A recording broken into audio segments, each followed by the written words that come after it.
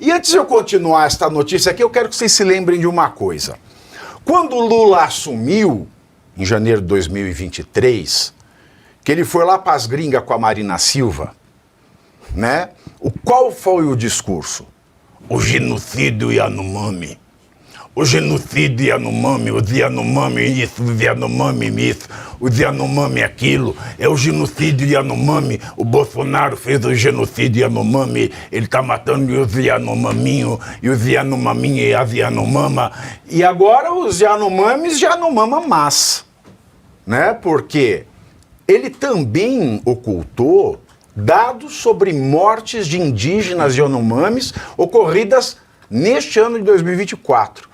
Pedidos feitos ao Planalto têm sido solenemente ignorados ou dispensados com justificativas vazias, o que contraria a lei de acesso à informação. Para que tanto sigilo? Eu não entendo sigilo, as pessoas querem sigilo para quê? Em governos anteriores, solicitações semelhantes foram atendidas dentro do prazo. Além disso, desde fevereiro, o Ministério da Saúde deixou de publicar os relatórios periódicos sobre a situação sanitária dos Yanomamis. Lembrando que o atual governo colocou a questão dos indígenas como prioridade. Quem quer comentar sobre essa coisa? Olha que ato de honestidade do presidente Lula. Mais honesto do que você que está assistindo não deu like. Ana Paula Rocha. Nós tivemos aí, né, desde as eleições e também durante todo já esse período do presidente Lula, essa questão que a gente sempre fala muito, que é a questão das narrativas. E a questão dos Yanomamis entra nisso. O ex-presidente Bolsonaro está sendo, inclusive, investigado por genocídio por causa dos Yanomamis. E, se não me falha a memória, em 2023 o número de mortes aumentou, se não me engano, em 6%. Então, talvez por isso eles estejam ocultando os dados de 2024, pois se há uma investigação por genocídio contra o Bolsonaro em função desta temática, evidentemente que se o número está aumentando, a conclusão é óbvia, né? Os responsáveis, o atual presidente, então deveria ser investigado na mesma linha. Então, essa questão das narrativas é que me preocupa muito e eu gostaria só para encerrar tocar nesse ponto. Nós passamos as eleições presidenciais todas entrando um pouco no jogo dessas narrativas do PT e não discutimos, o que bem já foi falado aqui, a questão econômica, qual que era o projeto econômico que não tem, né, desse governo, e perdemos um projeto econômico alinhado, organizado, que estava levando o Brasil para outro patamar. Então, a gente precisa tomar muito cuidado com essa questão das narrativas, e os Yanomamis foram uma delas. A gente junta tudo. Junta aquela notícia de ontem da influenciadora de esquerda, Denise Tremura, que falou que existe uma milícia petista digital que apontou para o exército da milícia digital comandado pelo Paulo Pimenta, e ela falou que o Janones era ele que tocou a eleição sozinho, que o Alexandre de Moraes comete crime contra a humanidade quando ele persegue um grupo de pessoas por motivo político, porque no inquérito das milícias digitais só tem gente de direita, não tem gente de esquerda. Aí você vê que era tudo mentira, essa coisa de genocídio, que os Yanomamis estão morrendo mais hoje, que os Yanomamis não tendo nenhuma atenção desse governo, que o Lula vai no exterior e mente, que o Lula vem aqui dentro e mente, que o Lula olha pro espelho e mente, que o Lula, acho que ele só sabe mentir. O Lula só sabe mentir. Agora, eu queria saber, onde está a Letícia Sabatella, hein, Júlia Luci? Onde está a Letícia Sabatella, Eu queria saber onde está a Letícia Sabatella. E a meia-culpa, que mais uma vez precisa ser feita com a nossa senadora Damares, porque ela denunciou muitas vezes o que acontece, o sofrimento dos indígenas no Brasil, né? Para viver uma discussão muito mais profunda, porque existe uma ideia de que o índio ele não pode ser acessado pela civilização, mas a verdade é que o modelo de vida deles está esgotado. Eles estão desnutridos, sim, eles estão morrendo, sim, as meninas são estupradas na tribo, e a gente vai fingir que nada disso está acontecendo? Eles são usados como bandeira política e ideológica o tempo inteiro, mas eles são seres humanos, eles são brasileiros como a gente. Então é uma vergonha, sabe? Para todo petista que levantou todas as bandeiras durante a campanha, que comprou essa propaganda que vem dos artistas, olha o que está acontecendo, gente. Levantaram a bandeira e pro povo sobrou um mastro. Né? Um mastro. Você vê, o The New York Times. O The New York Times é um jornal progressista. O que ele soltou semana passada? Que o Elon Musk deu Starlink para as tribos da Amazônia. Foi. E hoje os índios só brincam de Maria Maricota, se não é com a direita, é com a canhota. Desvia totalmente. Agora, ninguém quer ver que eles não têm saúde, não têm acesso a absolutamente nada, que eles continuam sendo mortos pelas facções criminosas. E o presidente Lula, à medida que ele nega... Porque é assim, gente, quando você é presidente, você coloca pessoas de confiança em certos cargos. Se as pessoas de confiança não fazem aquilo que devem fazer, a culpa é do presidente, porque ele confia nelas, ele é responsável pela atuação delas. E se ele sonega esses dados, ele é responsável por aquilo que aconteceu. Então ele está ajudando, né, genocidiar, vamos inventar o verbo aqui, os Yanomamis, não, professor? Eu vou pegar um dado, um elemento a partir daquilo que a... Aqui, enfim, você tem dado, né, Suan? Vou deixar o dado de lado.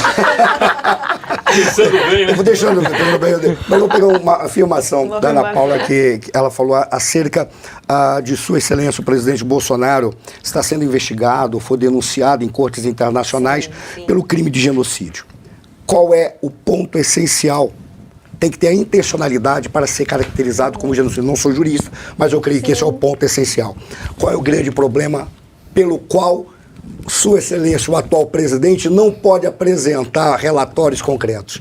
Porque ele sabe que o argumento que está sendo usado para tentar incriminar o presidente Bolsonaro incorretamente, injustamente, ilegalmente, inadequadamente, pode ser aplicado a ele. Exato. Porque também, se aquilo que é dito, que é a intencionalidade do Bolsonaro, é real e não é, vai ser aplicado a ele, pelo simples aumento do que está acontecendo na condição do Yanomami. Há outros elementos. Olha que coisa curiosa. A Júlia, quando ela falou, ele disse assim: índio que apito, se não der pau, vai comer. É isso mesmo. O índio, ele tem a sua cultura. Eu sou descendente de indígenas. A maioria Quando eu fui participar de uma campanha, me perguntaram: você não quer dizer que você é índio? Eu digo: não, porque está escrito na minha certidão que eu sou caucasiano. Então eu não sou índio, mas eu sou descendente de indígenas. Eu não conheço grupos indígenas que não estejam vestindo camisa de clube de futebol, calção da Adidas ou da Nike, ou qualquer coisa que seja. Em síntese, o discurso e a narrativa é de que você tem que tratar os grupos indígenas como animais de zoológico. Isolados, para dar a eles a narrativa de direitos humanos e preservação das culturas. Mas o próprio indígena, quando entra em contato com a cultura do homem ocidental, que aí já é uma civilização, ele quer entrar nessa cultura e nessa civilização, porque ele reconhece os limites da sua cultura. Isso não significa que ele vai renunciar à poesia da sua vida, à poesia da sua realidade e às suas origens, como eu não renuncio às minhas. Mas eu não vou deixar de usar um telefone celular sabendo que isso me traz benefício. E os indígenas querem isso. É só dar a eles essa oportunidade. Mas essa oportunidade não é dada. Essa escolha, porque né, eles não querem fazer isso.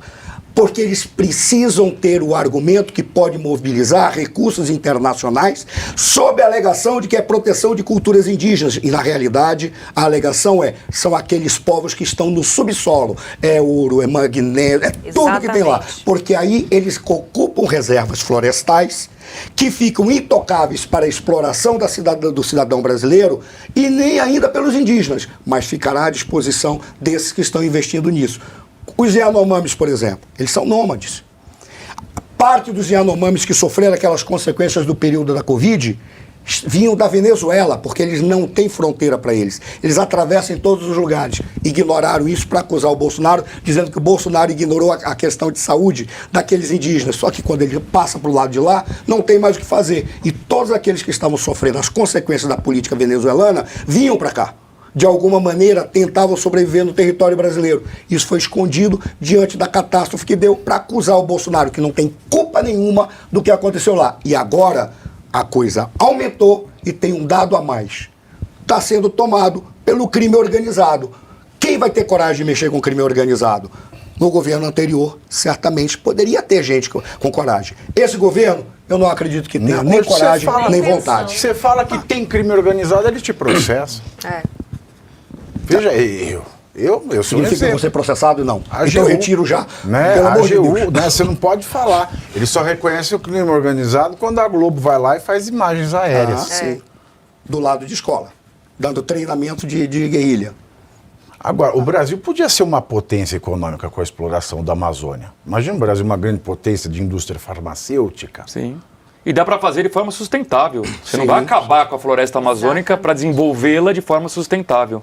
Então a gente está dispersando recursos, oportunidades, emprego, renda, ou seja, prosperidade para a população em nome de uma suposta preservação. Sem querer, Monopólio, só fazer um dado, olha, bem, esse é curioso e é importante. Como você falou, de maneira sustentável. Eu tenho o privilégio, homenageio a minha mãe, que está à beira da morte, tá? Ela foi a criadora do Instituto Nacional de Pesquisa da Amazônia, um dos maiores centros de pesquisa do mundo. Ela foi uma das diretoras, uma das criadoras do INPA. O que o INPA fazia? Ele conseguia organizar, processar, pesquisar, identificar os fármacos. O que ocorreu? Tudo aquilo que o INPA foi capaz de fazer passa a ser ignorado e vira apenas documento para ficar em estante. Mas o próprio INPA teve capacidade de demonstrar a possibilidade de explorar de uma maneira sustentável a Amazônia. Aí o que se fez? Ignora-se o INPA e traz pesquisadores externos com fundos internacionais para identificar, por exemplo, que determinadas áreas não podem ser tocadas. Quando eu era criança, eu nasci no Amazonas. Quando eu era criança, a gente pegava as voadeiras são aquelas lanchas rápidas que você passava por determinados lugares que, para preservar a cultura indígena, você tinha grupos populacionais que você olhava, nossa, parece uma casa grega, isso aí parece uma casa inglesa. Grupos populacionais com a bandeira da Inglaterra, da Holanda e de todos os países que lá estão, dentro daqueles grupos populacionais, supostamente para preservar a cultura indígena, mas levando a Bíblia, eu sou cristão, tudo bem. Mas se eles querem preservar a cultura, não tinham que estar levando a Bíblia, supostamente para trazer pastores, para incorporá-los no reino dos céus. Mas estão preservando a cultura daquelas populações indígenas. Por que eles estão levando Bíblia, contador Geiger, laboratório de pesquisa e análise química, que nós vimos? E nós não podíamos entrar lá, exceto a convite. E eles treinavam os jovens, por exemplo, sempre vinham turistas. Eles treinavam aqueles garotinhos, aqueles caboclinhos, aqueles índios, jovens índios, para chegar e buscar dinheiro com a gente. Como é que eles faziam? Uma jiboia enrolada na cabeça. Você quer... Vai ter gozação. Você quer tocar na jiboia para saber como é que é a pele? Aí quando a gente falava em português, eles diziam, é brasileiro. Saíam para receber em dólar.